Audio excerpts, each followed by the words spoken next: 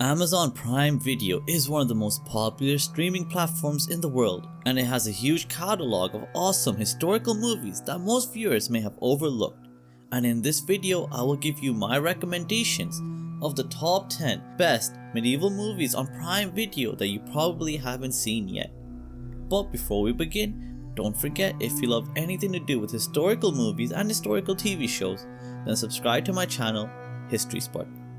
At number 10, it is Fall of a Kingdom, a historical film which tells the story of the Mongol invasion of 13th century in Ukraine, resulting in a group of Carpathian villagers having the perilous task of having to defend their homeland against the advancing enemy forces.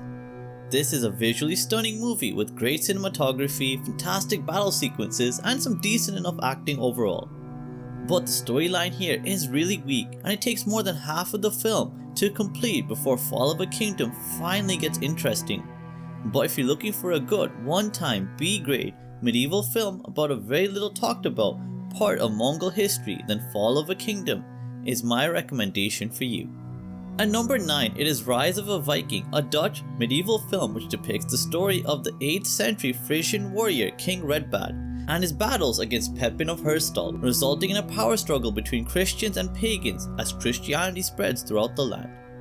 Again, just like Fall of a Kingdom, the storyline and pacing here is pretty weak, but this film is perfect for someone wanting a more action-based medieval film, as the battle sequences and hand-to-hand combat here are brilliant. So if you're looking for a medieval movie which focuses less on historical precision and more on epic skill, Viking themed action, and plenty of battle scenes, then you will love Rise of a Viking. At number 8, it is The Last King, a Norwegian historical film which tells the story of two fictitious Vikings who are tasked with protecting the life of the infant Hakon's son, who is the true heir to the throne after the baby's father, King Hakon, got murdered during the Civil War of Norway during the 13th century. The Last King has a very basic and simple storyline which is easy enough to enjoy and follow, and the acting is pretty decent overall by both the secondary and primary cast. This medieval film does stumble with pacing as well as a pretty subpar primary antagonist, but if you want to watch a medieval movie and Viking inspired game of cat and mouse, then The Last King is the perfect film for you. At number 7, it is Beowulf and Grendel, a 2005 medieval fantasy adventure based around the Anglo-Saxon epic poem Beowulf. Beowulf and Grendel stars Gerard Butler and Stellan Skarsgård, and the acting here is decent, but definitely not the best work of either one of their careers. The storyline is serviceable and it depicts the poem well enough, and the costume design and set pieces are pretty decent considering the limited budget of the movie. So if you can ignore the flaws such as no character development and some pointless subplots, then watching Beowulf and Grendel might be a great way to pass away a free evening.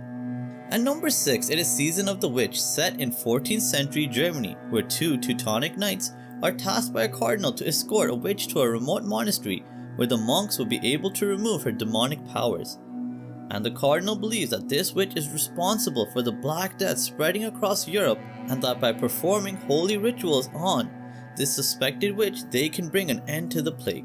This is a very unique and thrilling adventure which has its fair share of spooks and got ya moments, and the acting is pretty good, with Nicolas Cage giving a surprisingly decent performance here and Ron Perlman being excellent as always. So if you're looking for a historical movie which has a good blend of the supernatural in it, then Season of the Witch is a great recommendation for you. At number 5, it is Northmen, a Viking saga which tells the brutal and action-filled story of a group of Vikings who end up stranded on a mysterious island, and they have to fight for survival after they unknowingly kidnap the king's daughter. Northmen, a Viking saga is focused on one singular motive, and that is to give the viewer as many epic and brutal fights that it can fit within a 90-minute time frame. There is a very loose and poorly told story here, and character development is non-existent, and the dialogue is pretty weak as well. But it also has some amazing battle sequences, great cinematography and production design, which will more than make up for the shortcomings of this film for any viewer who is keen to watch a mindless Viking-inspired action drama. At number 4 is The 13th Warrior, which tells the story of Ahmed ibn Fadlan, an exiled Arab ambassador who through a series of misfortunes finds himself forced to join a band of Viking raiders as the 13th Warrior to face off against a supernatural force in a distant land. The 13th Warrior is one of the few Viking films which has become more popular in recent years than when it initially got released, as this historical movie was a huge box office bomb initially, but it is fondly remembered as a great Viking action adventure by fans today. So if you are looking for a medieval drama with an engaging plot, great action scenes and decent acting, then The 13th Warrior is my recommendation for you. At number 3 it is Flesh and Blood, a medieval adventure which tells the fictional story of a bride named Agnes who is captured by mercenaries, and a complex tale of revenge, love and brutality follows as her husband Stephen tries to rescue her from her captors. And this is a really simplified overview of the movie's plot, but Flesh and Blood is one of the most fascinating historical movies I have ever seen, with an engaging plot and a plethora of unexpected plot twists and developments, and some decent acting by majority of the cast as well. However though, this is a movie with a very limited budget, and that is evident in the movie's set pieces, battle sequences and overall production design. But if you're looking for an over-the-top story which has some B-movie limitations, then Flesh and Blood on Prime Video is my recommendation for you. At number 2 is Monty Python and the Holy Grail, which is a highly stylized and comedic portrayal of King Arthur and his Knights of the Round Table as they journey across medieval Britain in search of the legendary Holy Grail. And aside from great directing and writing, this film also features the iconic Monty Python cast, which means that this film delivers in terms of humor, which is clever and memorable across many different scenes within the film. And surprisingly, this movie is actually far more historically accurate than one would expect from a comedic depiction. And the story about Arthur's quest for the Holy Grail is a comedic and engaging adventure that I think anyone with a Prime Video subscription needs to check out as soon as possible. And the top spot on this list goes to The Name of the Rose, a medieval mystery thriller which follows a Franciscan monk named William of Baskerville and his young apprentice Adso as they arrive at a remote Benedictine abbey where a series of strange and gruesome murders begin to unfold. And this film is based on the novel by Umberto Eco, and it blends elements of mystery, historical drama and philosophy together brilliantly. The Name of the Rose is a dark film which benefits tremendously by the outstanding performance by Sean Connery as William and a strong supporting cast including a young Christian Slater.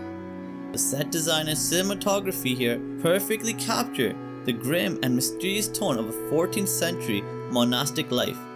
But my only critique of the film is that the pacing and heavy themes might not appeal to everyone. But overall, The Name of the Rose is a brilliantly executed and intellectually engaging film that stands out as one of the most unique historical mystery films I have ever seen brought to the big screen. So let me know in the comments down below if there are any other great medieval movies on Amazon Prime Video that I may have missed out on. And as always, if you want to stay up to date with everything to do with historical movies and historical TV shows, then subscribe to my channel, History Spark, and thank you so much for watching. Have a great day.